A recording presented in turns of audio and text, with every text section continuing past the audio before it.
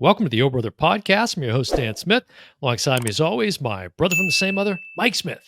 How's it going, Dan? It's Halloween Fest. It's going good, man. Rolling on with the Halloween Fest. Rolling on. Got the sweet Halloween Fest. This is definitely the best mug thus far. And you'll Except for notice I've got mine's some, different. Yes, it is different. I've got at OHB Podcast Halloween Fest, but we also I've got this is so I know my name. We've got our names on it. Yeah, you got to make sure. Well. Yeah, because in the middle of the thing, I'm like, yeah, this is Mike. Yeah, because God forbid it's been tainted or something. So listen, we're gonna do this review on the movie Red Eye, which came out August 19, 2005. Now, before we get into this, we try to be very straight, very honest on the show, very transparent, right, with our listeners and our viewers. So tonight will be no exception. So we've got to talk about the impetus behind this whole episode, which was a huge sibling dispute that took place at the end of recording our last episode. Yeah. Right. So you had thrown out there, because you'd brought this up, I think, a few times before. I brought it up before at least once. I think before Halloween Fest, you'd brought it up even. I did, yeah. To do it just as a review. And then you brought it up, and we got into this huge beef about, I didn't want to do it because I didn't think it was a horror. It didn't fit the theme of Halloween Fest, right? And you were pretty adamant. Now, what I discovered... But wait, I don't want to get ahead of ourselves. So we get into this shouting match. Here we are, like in this very space. Exactly. And exactly you were like this. Beat red. We should have been recording because it would have been magic. But you did what you typically do, which is, infuriate me even more than I already am by doing something calm. Correct. And you even pointed it out. So Mike says, look, you're being aggressive and I'm here and I'm being calm. And I just went like 0 to 60. Yeah, you went off. I was beat red. The veins were popping. That's the first time I felt like I got hung up on in this generation of cell phones. Because, this isn't hanging up, but slamming the thing down, that's hanging up. And I did the old, we were like, I'm done with you and let's be done. And I threw the headphones down and I might have said some expletives when we got off the air. I think there was some expletives. I had some expletives. And you were probably like, doot, going about your life. Yeah, I'm just putting stuff away. So then very quickly, it didn't take very long. Like it took at least overnight. And then sometime in the early wee hours of the morning, I said to myself, okay, just like the strike that's going on right now in Hollywood, I said, okay, at some point, this has got to get resolved. If for no other reason than we've got 3 production assistants that are counting on graduating,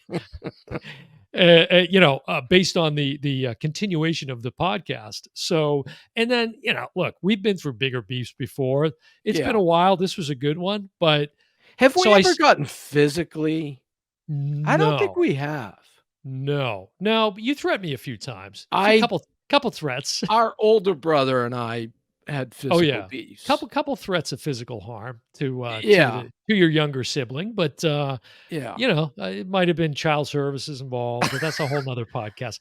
So I sent you an email, apologizing, acknowledging that I flew off the handle, and then you very graciously, you didn't have to, but you graciously. Now I was not concerned, but hours went by. Yeah, I didn't see the email till like the next night. Yeah, it was like 9:45 at night. Right. And I wrote to you, I just got this. You're probably thinking I was ignoring you. Right. But I wasn't. Right. And then you went on to respond in kind, and here we are.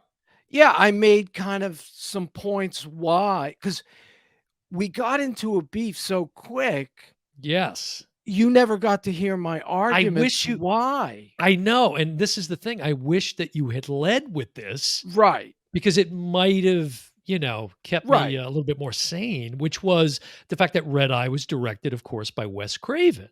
Right. Famous for Scream, famous for Freddy. Freddy, correct. Yeah. That alone, I thought, was enough Um, but it Mhm. does border, we've had this discussion before whether or not it's horror or thriller or Right. action. With Right. Jaws, we had a big We did. discussion, We did. and I think most people came down with horror on it. On with Jaws? Yeah, like We did. comments. We didn't. We didn't. We thought thriller. Right. In this, Suspense, thriller, interestingly, now you have the digital copy of Red Eye, Correct. and this is Rachel McAdams' 3rd movie. I think I confuse her just because of the name, and I think of Amy Adams. Yeah. You Well, know? when I think of Rachel McAdams, I think of her kissing Ryan Gosling, and I think at the time they really weren't too keen Oh, on each no, hold other. on, because it's a movie I haven't seen. You're talking about The Notebook. Yes. Yeah, Oh, which I you have never not saw. seen that. Nah, it Okay. just wasn't one that I was interested in seeing. Now, so, yeah, I was very resistant, of course, right? Mhm. And I think if you'd said Wes Craven right off the bat, I would have been open. I don't know if I still would have disputed it or argued it, but I still stand by my claim, which is this Well, is it's not a worth an horror film. argument. It's It's worth an not a horror argument. film. According to IMDb, it's a thriller, and that's exactly what it is. And we could lay down a definition of horror and all of that to Right, but let me differentiate. tell you one thing about it, Go for it. because you don't have the commentary, No. Yeah. and You asked me about this. I don't know if you had the featurettes or anything from YouTube. So I No. got to watch all the extras, and in almost every extra, he would switch from thriller to horror. And I'll give you a couple of What do examples. you I'll give you okay. I one. was gonna say, what do you Like, mean by that? Yeah. he was describing the movie. Wes Craven you're talking about. Yes, this is Okay. Wes Craven, the director, who really everybody knows as a horror director first, and they He's literally wanted him because they wanted an edge to this film, yeah. which it does have. Now, in the extras and on the commentary, he flips and goes back and forth. Like, there's one shot. This is Red Eye, for people who don't know, because they're not as common as they used to be, is when you take a flight overnight.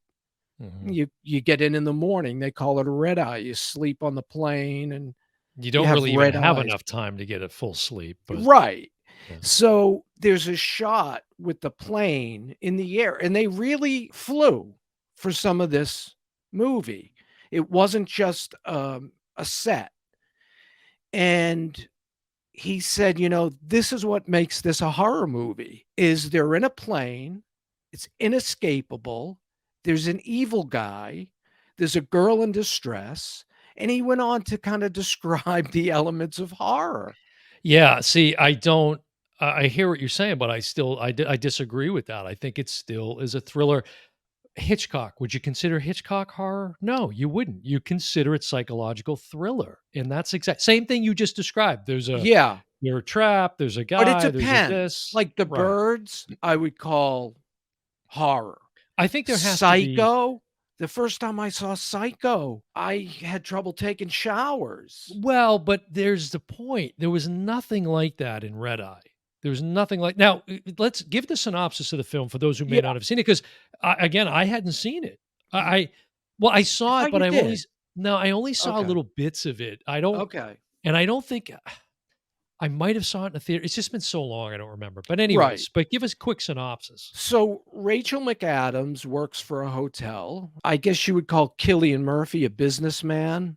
They kind of meet at the gate getting on the plane, and they have a little interaction where there's a guy that's kind of a jerk, and she tells him, "Hey, come."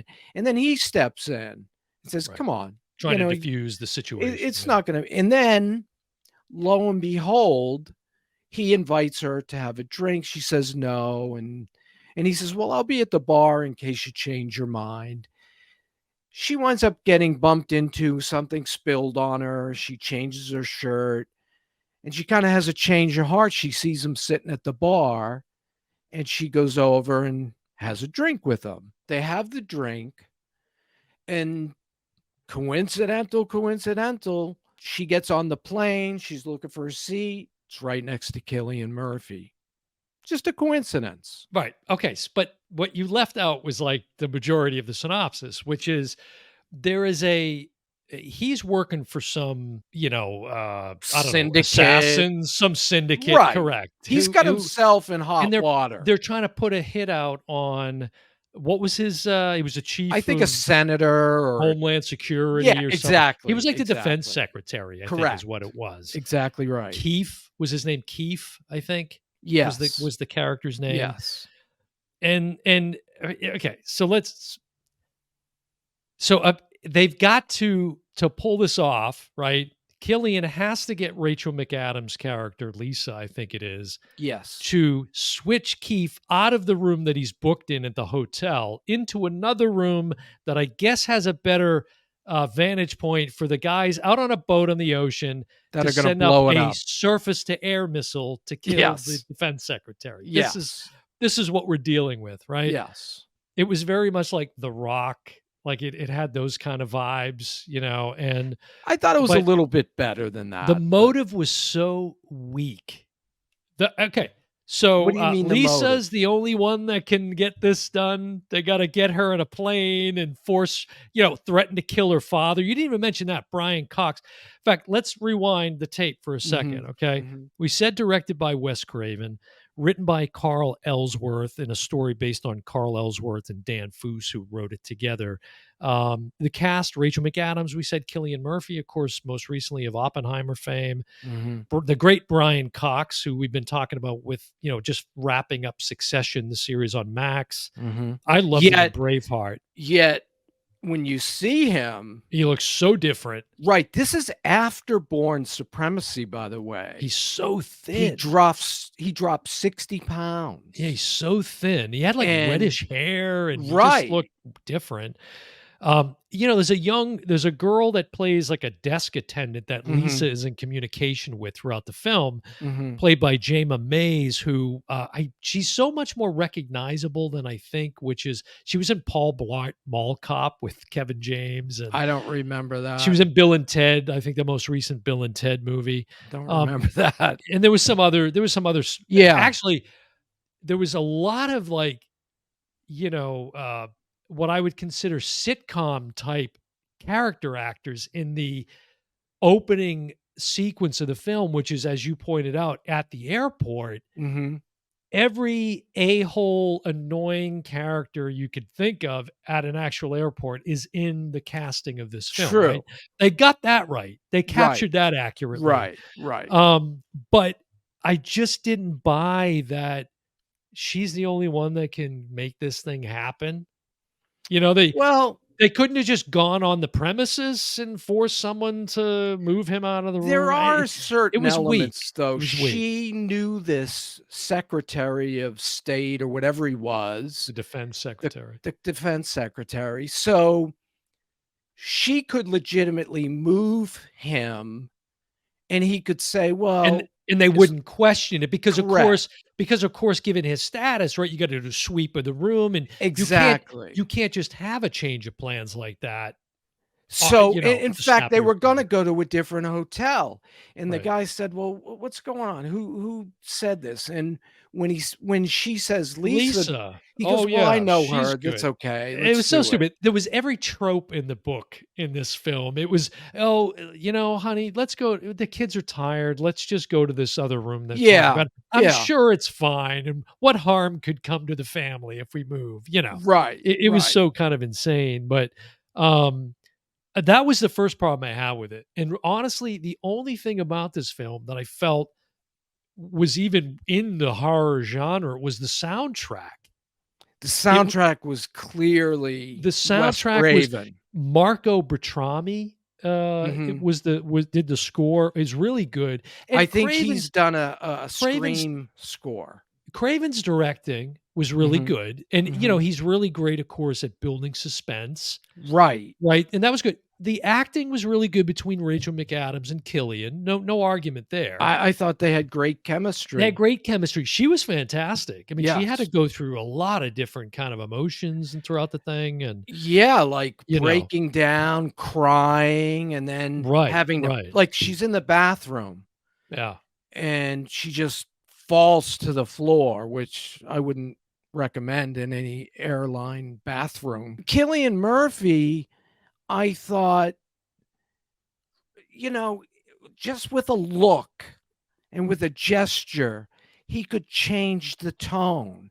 I mean, I Yeah, thought when they sure. were sitting together and we don't discover this plot until well into it. It took a while to get into it. It's about 25 minutes into the film before there's any feeling of suspense Yes, whatsoever. I agree.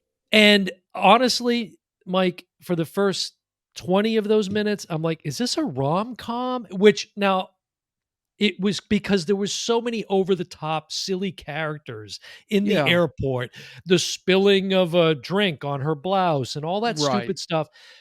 But I think in defense of Craven and the film and the writers, I think they were going to such an extreme so that the suspense would be even more impactful when it came, I right? agree. But Ex it had me questioning the film the first half hour. Well, there was one instance where that thing got spilled on her. It was like a mochaccino or something like that, Right. and she goes in the bathroom and she takes off her shirt and guys are like, "Ooh, yeah." And then all of a sudden you see What this guys are ooh, yeah. well, that's how There Wes was no Craven guys in the bathroom. it's The hell well, are you no, the talking about? audience. I'm talking about the audience. The audience is like, "Whoa, How do you know yeah." the audience was like, "Whoa"? Well, because this is I'm quoting Wes Oh, Craven. oh, I see, from the feature the extras on the disc. Exactly. So Okay. he said, Yeah, make sure you put that in context, please. right. He said, the Jeez. guys in the theater go from ooh to oh because she has a scar.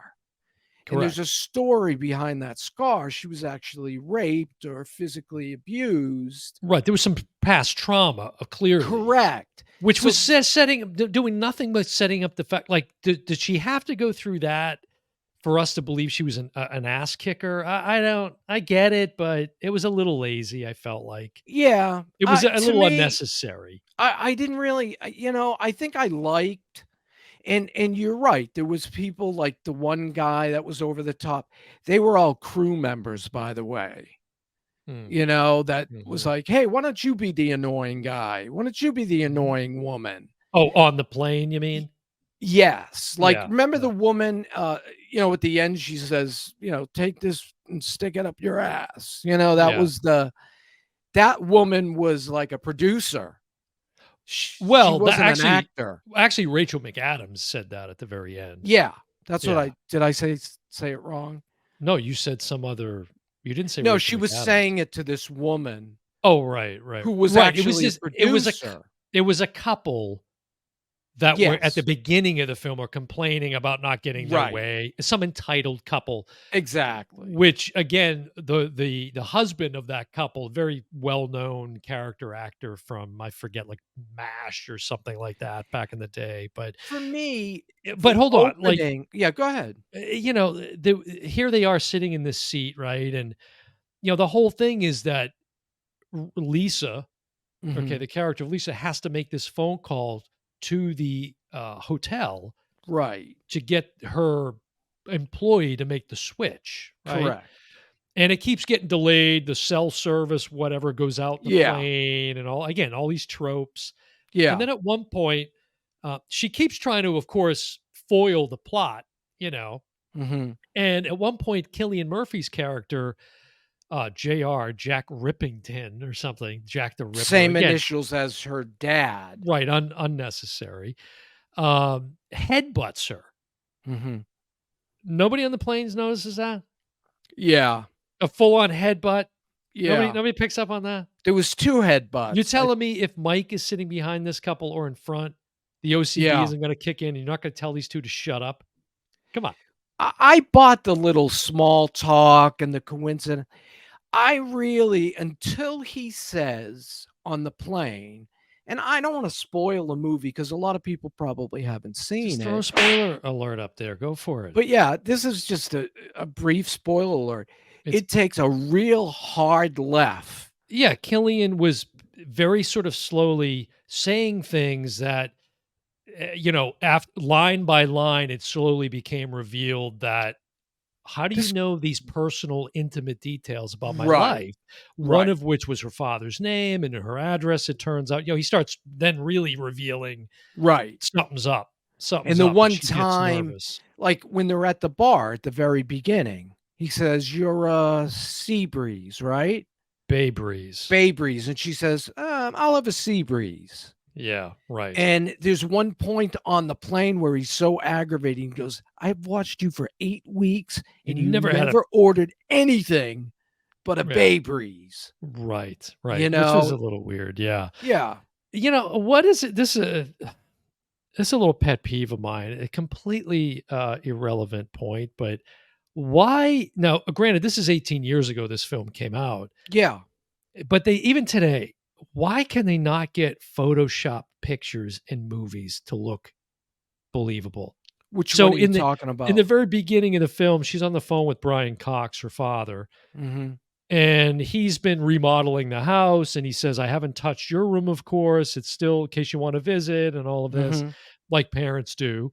And there's photos, Craven kinda Mhm. pans, and you see photos of her, which total foreshadowing, right? There's one of her playing field hockey, Yes. right? And then the field hockey stick comes into play Yeah. later in the film, but, like, her face on the whoever was playing field hockey in that photograph is just so Well, pathetic. no, I just those I don't were know, it's a pet actual peeve. Wes Craven said No, they those were weren't. actual pictures of her No, they weren't. as a kid. No, they weren't. Well, Well, maybe a few of them were, but yeah. No, not the ones I'm talking I about. think, yeah, I Yeah, agree. There was definitely probably not. mixed in, Now, but let me the point was to show that she was, capable of the kind of athleticism it was gonna take at the end of the movie. Correct, correct. But I feel like the audiences are smarter than that.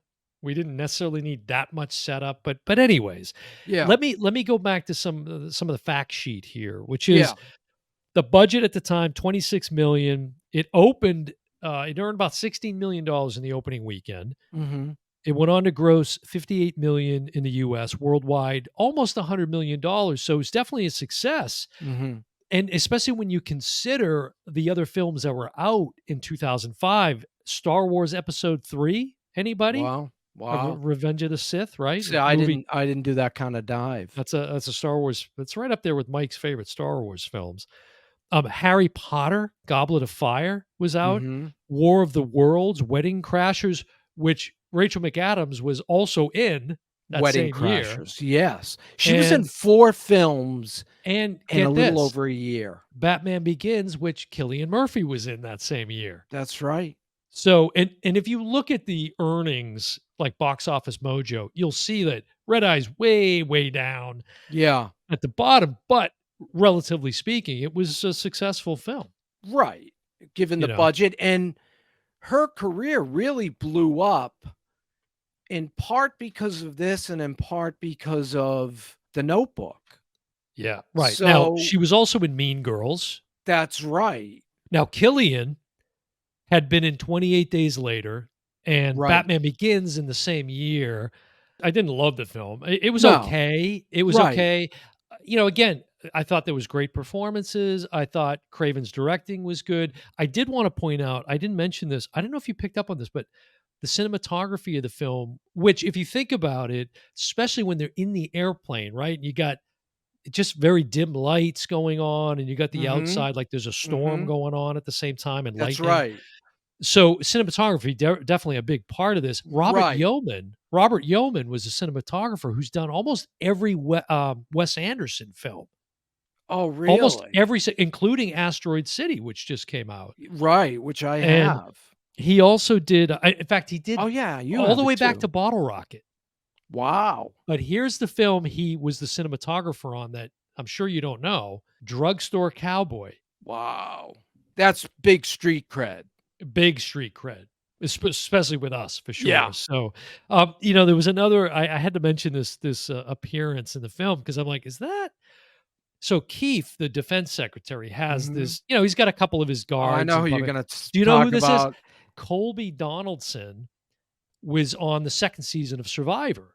And he was of the security people, he was the kind of the main guy, He was the "You main go guy. this way," they make those Exactly. little gestures. He was the head of security. He was the head of security. Yeah. Right. Yeah. Two this See, way. Right. Clearly, we've never yeah, been exactly. or will work in that Yeah, field. But that's like Seinfeld, who used to make a joke about the, flight attendants. Then they always point out the emergency exits, always with that very vague point, though, isn't it? Where the hell would these places be, would you say? hour and 25 minutes, thank heavens. There's another good thing about the film. It was only 90 minutes long. And you're including the credits because it was actually 77 minutes, and that was the director's cut that we watched. Right. So it was really 74 minutes. Yeah, right. But I didn't feel like it was a short movie, not because I didn't like it. I liked it a lot more than you did. I'm not saying this is a Citizen Kane or anything like that. Right. But I thought it was a pleasant film, and yeah, it was mildly enjoyable. I really liked the two actors. I thought, but can I point out some more problems I had with it? Yeah, go ahead. Jack, Cillian's character, has no gun. There's no gun. Now I get it on the plane. Now here's the interesting thing, right? This is post 9/11, which that's absolutely by the time this episode comes out, yes, right, we will have just celebrated the anniversary of 9/11. That's right. So it was interesting that did that come up in any of the documentary? It did. He brought it up. Was there any possibility this would have not come out or been delayed, or I don't know? It was an issue. There was a concern about it? There was a definite concern, and I didn't even think about it until it came up because in the commentary. you're talking about an act of terrorism on a plane. Correct. And like I think they were turned down by a couple of airports. They wound up filming, I know, LA and Miami, and I think probably Atlanta, given that's such a big hub. And it would be in that kind of space. But I mean, that was an issue. This was released just about 4 years after. So not long after. Let me mention this. So to me, this was one of the only things. Okay, here you go, Mike. You'll appreciate this. One of the only things, maybe horror related or Halloween related in this whole film, is Lisa, Rachel McAdams' character. Lise. Well, Lisa though. Yeah, he kept calling her Lise. Okay, he kept acting like he was familiar with her. That's something I was fascinated with. Is he headbutts her, and then he's caressing her arm. And there was this disconnect between, I'm going to hurt her, but I like her. You know what I mean? I don't know if that. Yeah, now maybe there was a little bit of conflict there within himself. I don't know about that. I thought there was. She comes into possession of a pen from one of the other passengers, which she ends up using against him, right? What kind of pen is it, Mike? Did you pick up on it? It's a Frankenstein like a blueberry. Pen.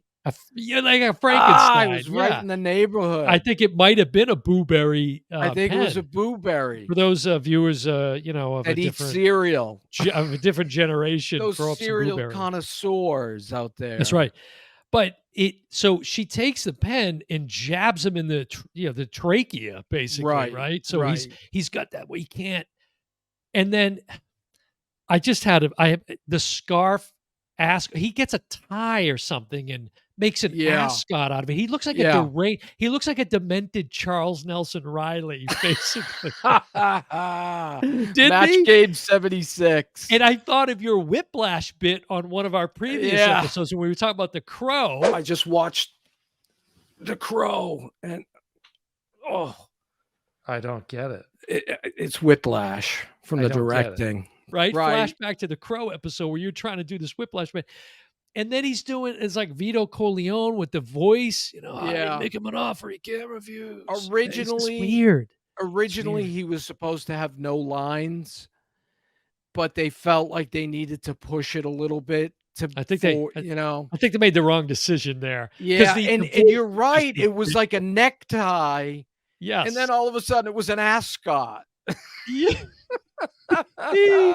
Now let's talk about, so if you look it up, the ratings are like, it's got about like a 71 Metascore, I think. And they were surprised they got a PG because there's one point PG-13. Okay, yeah, there's one point where there's at the very end, there's a guy laying down in a pool of blood, and they had to make that pool of blood smaller.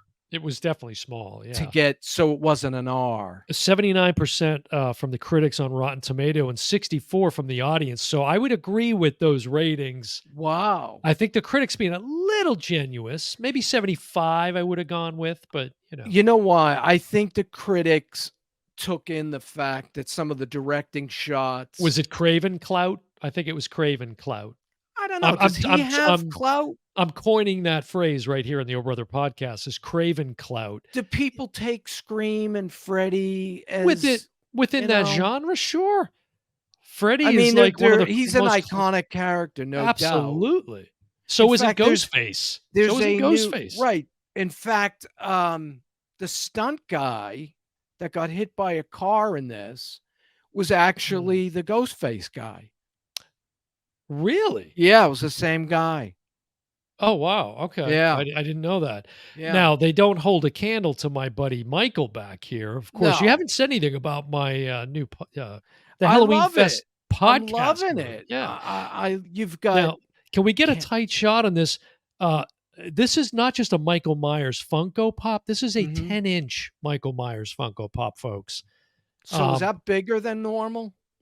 Oh, yes. So the regular Funko Pops are about like 3 inches, 4 inches, yeah, whatever like I got Yoda, which is really tiny. And then you can see my, the Camp Crystal Lake is awesome. Yeah. And I see the masks. That's phenomenal. But yeah, so again, I got no issue with the performances. I think Craven did a good job. Again, the cinematography from a legend, quite frankly, Robert Yeoman. I think we're eventually going to roll out our own score, our own way to.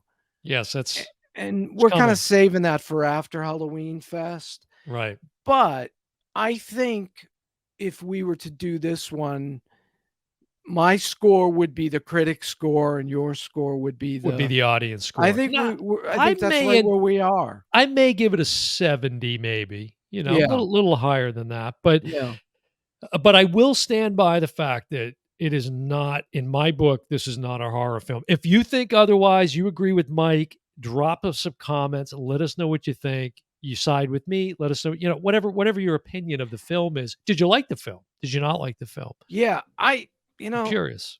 I enjoyed the film, and I hadn't seen it in a long time. Mm-hmm. So there was a concern inside me about, is this horror enough? Mm-hmm. And I'm not gonna shoot down what you said. I agree with what you said. You made a reasonable pitch at the beginning, which I refute and I dispute, and I don't think it's correct. But we agree to disagree here on the Oh Brother podcast. But that's really the only issue I have. Again, I didn't hate the film by any stretch of the imagination. It was cool to see Cillian again in the film that I remember him from first. Because I think I saw this before Batman Begins, even though they came out the same year. Something else I wanted to bring out with the commentary. There was 5 people in the commentary. In the first 10 minutes, each one of them at one point said, Cillian Murphy has these eyes that are just piercing. Which is what I always remembered from the film, right? And in a weird way, it almost made his character even creepier, I think. Yeah, and if you know him from Peaky Blinders, he's Scottish and has a very thick Scottish accent. He's not Scottish. He's from Northern Ireland, I believe. He's not from Scotland. Oh, okay. Brian Cox, I think, maybe from Scotland. Right. But yeah. Good Lord. He's Irish. Fact check. No. Fact You don't check. have to fact check it. I know that you're right. Listen, to coin. Oh, no, you got to go ahead. Yeah, no, I wanted to finish this point where Wes Craven was like, it reads very good, by the way. I read it on paperback, and it reads a lot more exciting. What does it say right there? Irish. Yeah, Cillian Murphy. It said the borough of somewhere, I think. Cork. Yeah. And now when you show me the picture, I lost my thought. Oh, Wes Craven was like, I don't know. And they had it down to like 2 or 3 actors. Yeah. I mean, total different look. Scotland. You know how many Scotland. You know how many days he was on the Brian Cox? Shoot? Yeah. Day and a half. 3 days. 3 days. And it was a 60-day shoot. Yeah. Now, I one thing you probably didn't notice at the beginning is when she was walking through the airport, he was actually, Brian Cox was on the phone with her, walking the exact same route. Now, that's something, if it's not pointed out, I don't think a single person's going to get it. It seems like Wes wasted his time. Like, what's the point? Nobody cares. It means nothing. The point was to kind of mirror the father and daughter and how they would change places. Like, he was always, "Are you okay? Are you?" Because she had that incident. Yeah. Is everything okay? And then at the end, it was her. Dad, are you okay? He had to keep checking. Symbiosis or something. Right. I don't know. It's weird. That was his excuse for it. But to steal a phrase from the film, I'm just going to say my male-based, fact-driven logic is Red Eye is not that great of a film. That's what I'm gonna leave it at that. And I enjoyed it. It's okay. It's a quick watch. It's a decent thriller. It's unique. All right. It's got a little bit of a unique concept there. So. And it did well. I mean, it did do well. It wouldn't have done that well if it was a terrible movie. Yeah. And again, he wasn't sold. They had it down to a couple of different actors and actresses. And Cillian Murphy wanted this part so bad, he got on a plane from Ireland, flew to, I think it was Boston, ironically. And he wanted to meet in person. Yeah. With Wes Craven. If you see some recent quotes from him, he looks back at it not super fondly. He's like, listen, if people like it, great. Who, Cillian? He doesn't look back at it as like, not that he's like trashing it, but you know. Well, it really kind of launched his career. All right. Again, not a horror film, but here we are at Halloween Fest talking about Red Eye. So anything else to say about this one, Mike, before we wrap it up? We got to get out of here. Yeah, I enjoyed it. And I think this new transfer is really good. Okay. There's your plug. If you want a short movie, you don't want to spend 3 hours, you want a quick, decent thriller, I think it's good. Yeah. I think it's solid. All right. Well, listen, that's going to do it for another episode of the Yo Brother podcast. If you're not currently following us, make sure that you do. Get out to our official website, ohbpodcast.com. Hit that subscribe. Go out to @OBrotherPodcast on YouTube, and you can subscribe and hit the notification bell. Make sure you don't miss an episode of the one and only Yo Brother podcast. Halloween Fest rolls on. We'll be back with some more. You got to tune in just to see what we have for a mug. Exactly. You just never know what we're going to be hoisting. Not only is this mug different, we're both different. Yeah. And I want to give a shout out to Victoria. Victoria, who helped us. She did the art. Halloween Fest art on our standard logo, but she and Halloween Fested it up. You paid her heavily for that. I did. She got one of these mugs, in fact.